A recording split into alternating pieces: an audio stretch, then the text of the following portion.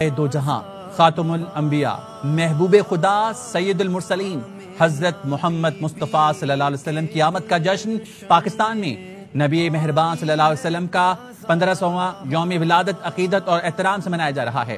کراچی سے خیبر تک درود و سلام کی محفلیں، نعت خوانی کا اہتمام، گھروں گلیوں اور مسجدوں کو سجا دیا گیا۔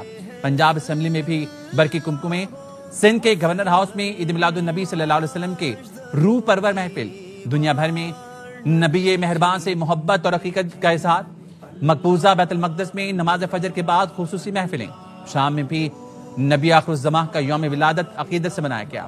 متحدہ عرب امارات کی مسجد النوری میں خصوصی تقریب، قاہرہ میں بھی محسن انسانیت کی آمد کا جشن منایا گیا۔ الجزائر میں عاشقان رسول نے گھروں میں خصوصی دسترخوان سجا لیے۔ عراق میں روایتی مٹھائی تقسیم، استنبول کی تاریخی مسجد آیا صوفیہ درود و سلام سے گونج اٹھی۔ یہ وطن تمہارا ہے، تم ہو پاسباں اس کے۔ 6 ستمبر یوم دفاع پاکستان، وہ یادگار دن جب دشمن نے ناپاک و ارادوں کے ساتھ پاک وطن پر حملہ آور ہونے کی کوشش کی اور منہ کی کھائی۔ پاکستان کی مسلح افواج نے مکار اور عیار دشمن کے گھناؤنے عزائم کو خاک میں ملا دیا، دشمن کو ہر محاذ پر شکست پاس سے دوچار کیا۔ آج ملک بھر میں یوم دفاع پاکستان ملی جوش و جذبے کے ساتھ منایا جائے گا۔ ستمبر 65 کی 17 روزہ تاریخی جنگ میں مسلح افواج نے عددی لحاظ سے 10 گنا بڑی طاقت کو ذلت امیز پسپائی اور شکست سے دوچار کر کے اس کا گھمنڈ خاک میں ملایا تھا۔ یوم دفاع پاکستان پر خصوصی تقریب میں پاک فوج کی قربانیوں اور شہداء کو شاندار خراج عقیدت پیش کیا جائے گا۔ Field marshal Syed Asim Munir, chairman joint chief of staff general Sahil Shamshad Mirza, naval اور ایئر چیف کا شہداء کو خراج عقیدت۔ عسکری قیادت کا کہنا ہے مسلح افواج یوم دفاع اور شہداء انتہائی سادگی کے ساتھ منائے گی۔ مسلح افواج سیلاب متاثرین کی ہر ممکن مدد کرے گی۔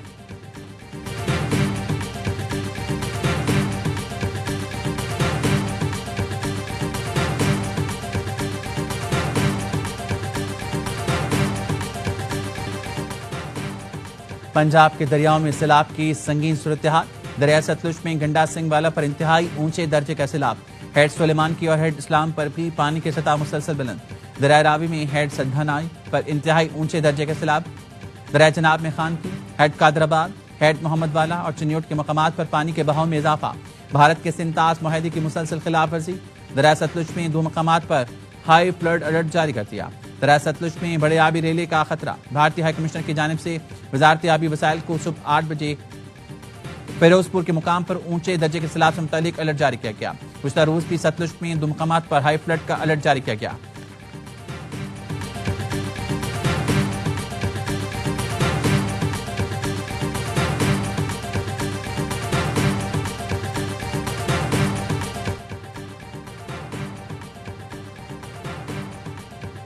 پنجاب میں سیلاب تباہی کی داستان رقم کر رہا ہے، بکھرے ریلوں نے دیہات اجاڑ دی، لاکھوں افراد بے گھر۔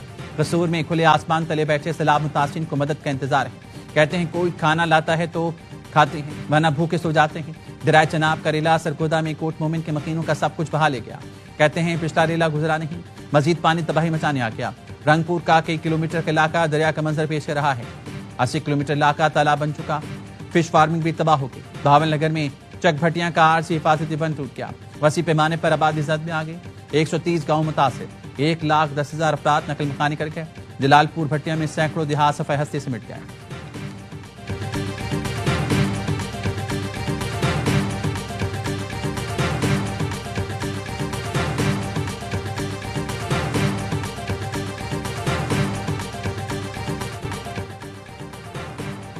اگلے مانسون کی تیاری ابھی سے کریں، وزیر اعظم کی این ڈی ایم اے کو ہدایت۔ بارشوں اور سیلاب کے نقصانات پر جائزہ اجلاس میں وزیر اعظم نے کہا متاثرین کی بحالی پہلی ترجیح ہے، مکمل بحالی تک وفاق صوبوں کے ساتھ مل کر کام کرے گا۔ موسمیاتی تبدیلی سے بچاؤ کے لیے جامع لائحہ عمل 2 ہفتوں میں مانگ لیا۔ وزیر اعظم نے این ڈی ایم اے، پی ڈی ایم اے، پاک فوج اور ریسکیو اداروں کی کارروائیاں قابل تحسین قرار دی۔ وزیر اعظم نے سیلاب متاثرین کے لیے عالمی امداد کی اپیل بھی کر دی، کہا پاکستان میں سیلاب متاثرین امداد کے منتظر ہیں، سیلاب زدگان کو روزمرہ ضرورت کی اشیاء، چھت اور صحت کی سہولتوں کا انتظار ہے۔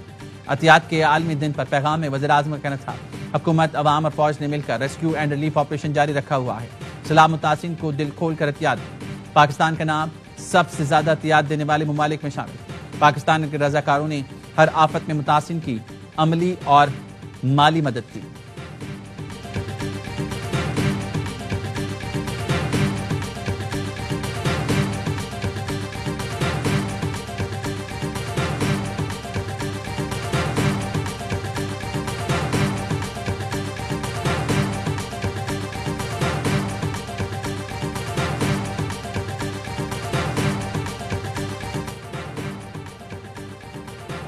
وزیر اعلیٰ پنجاب مریم نواز کا گجرات کا دورہ، سیلاب متاثرہ علاقوں کا فضائی جائزہ لیا۔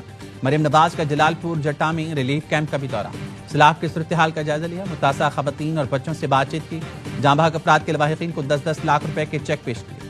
ڈی سی نور العین نے بریفنگ میں بتایا متاثرین کے لیے 20 کیمپ بنائے گئے ہیں، کھانے کا انتظام کیا، مویشیوں کے لیے ڈاکٹر اور چارے کا بھی انتظام ہے۔ مریم نواز نے ریسکیو 1122 اور دیگر محکموں کو شاباش دی۔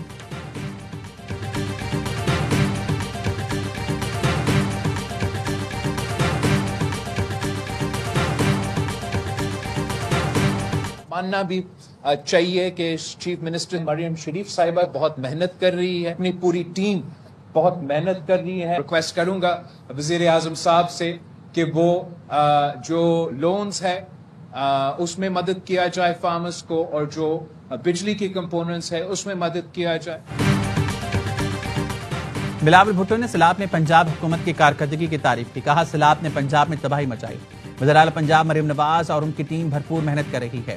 قصور میں سیلاب متاثرہ علاقوں کے دورے پر گفتگو میں کہا مودی نے انسانیت بھلا کر بغیر اطلاع پانی چھوڑا، بھارت کی آبی دہشت گردی برداشت نہیں کریں گے۔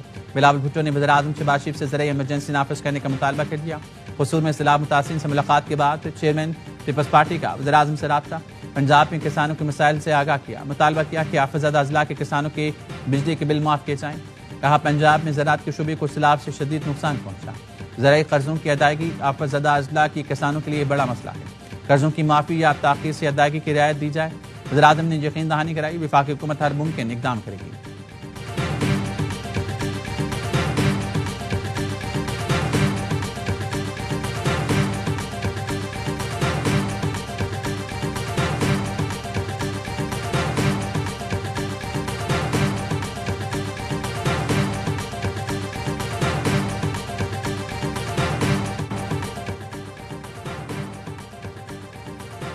آٹھ ستمبر کو گڈو بیراج پر پانی کا بہاؤ اپنے عروج پر ہوگا، ریلیف کیمپس قائم کیے جائیں، انخلاء کو یقینی بنایا جائے۔ وزیر اعلیٰ سندھ کے سیلاب کی صورتحال پر اجلاس میں گفتگو، مراد علی شاہ کی ڈویژنل کمشنرز کو عوام کو ہر طرح کی سہولتیں فراہم کرنے کی ہدایت۔ دوران بریفنگ بتایا گیا سندھ حکومت نے 1,09,320 لوگوں کو کچے سے پکے کی جانب انخلاء کرایا، 528 ریلیف کیمپس قائم کیے گئے ہیں، ابھی تک ان کیمپس میں لوگ نہیں۔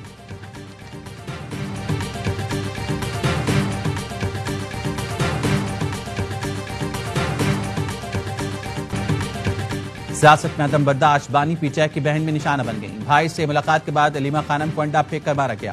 علیمہ خانم میڈیا سے گفتگو میں بھائی کی خیریت بتا رہی تھی کہ اچانک انڈے سے حملہ ہوا، وکیل اور پی چیک کارکن انڈا پھینکنے والی لڑکی کی طرف لپکے، گاڑی کو گھیر لیا جس میں 2 لڑکیاں موجود تھیں، پی چیک کارکن نے گاڑی توڑنے کی بھی کوشش کی، اسی اثناء میں پولیس پہنچ گئی اور لڑکیوں کی نجی گاڑی کو اپنی نگرانی میں وہاں سے بھگا دیا۔ پولیس کا دعویٰ ہے کہ لڑکیوں کو حراست میں لے کر پولیس چوکی اڈیالہ پہنچا دیا گیا۔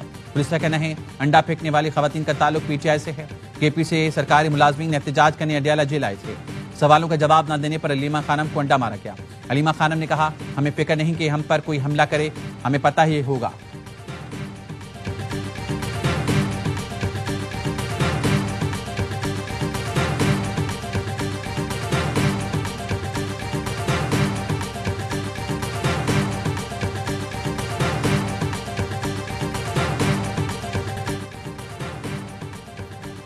علیمہ خانم پر حملہ افسوسناک اور قابل مذمت ہے، ایسے واقعات سے سیاسی تناؤ مزید بڑھے گا۔ چیئرمین پی ٹی آئی کا رد عمل، بانی پی ٹی آئی کی فیملی کو مکمل سیکیورٹی دینے کا مطالبہ کرتے ہیں۔ طلال چودھری کہتے ہیں بدتمیزی کا جو کلچر پی ٹی آئی نے سیاست میں بویا اسی کا سامنا کر رہے ہیں، فرق یہ ہے ہم اس گھٹیا رویے کی مذمت کرتے ہیں۔ وفاقی وزیر داخلہ محسن نقوی نے مریم بھٹو کا ٹویٹ ری ٹویٹ کر کے لکھا بشرا بی بی کی بہن کہہ رہی ہیں یہ سب ڈرامہ ہے، علیمہ بی بی نے خود کو ہی انڈا پڑوایا۔ مریم بھٹو نے اپنے ٹویٹ میں لکھا تھا کہ اچھا ڈرامہ لگا، آپ سب بیوقوف بنے جا رہے ہیں، چیزوں کا تجزیہ کریں، نقطے ملائیں، نتیجے تک پہنچیں۔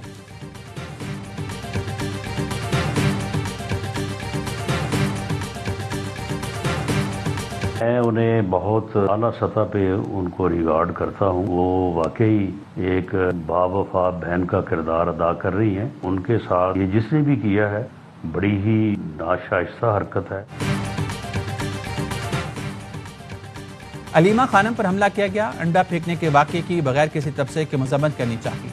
وزیر اعظم کے مشیر رانا ثناء اللہ کہتے ہیں علیمہ خانم بزرگ خاتون اور ایک با وفا بہن ہیں، ان کی قدر کرتا ہوں، انڈا پھینکنے کے واقعے میں ملوث لوگوں کو قرار واقع سزا ملنی چاہیے۔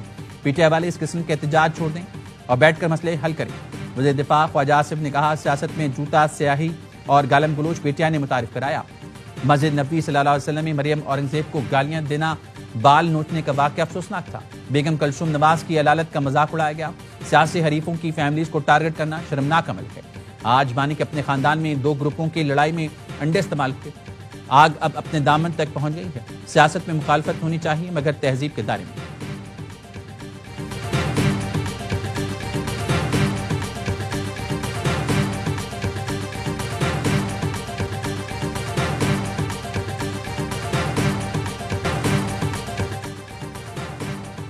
سندھ کی اہم شخصیت محمد علی شیخ کو دبئی جانے سے روک دیا گیا۔ طیارے سے آف لوڈ، ذرائع کا کہنا ہے محمد علی شیخ دبئی جا رہے تھے، جس کے بعد انہیں تہران جانا تھا۔ محمد علی شیخ کو ایف آئی اے امیگریشن حکام نے دبئی جانے سے روکا۔